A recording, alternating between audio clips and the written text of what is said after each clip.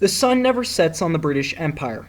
We've all heard it said, first used to describe the Spanish Empire in the 15 to 1600s, it was later used to describe the English largely because of British imperialism and therefore its large amount of land. England was known as the empire with the best navy throughout the 17, 18, and 1900s. Despite this, it still had to let most of its colonies go. So this raises the question, with English empire's size diminished from what it once was, has the sun set on the British Empire?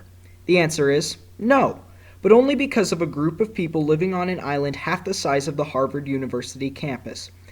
The British Empire has 14 overseas territories, and every day the sun sets on the Cayman Islands, tiny islands in the Caribbean Sea. And a few hours later, it rises in the Indian Ocean for several tiny islands.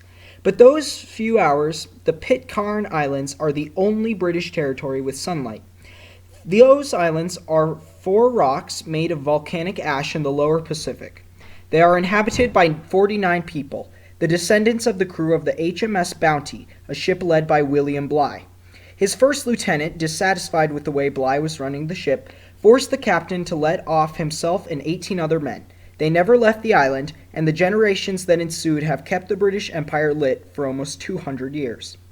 Now we come upon the question, will it ever, or at least any time soon?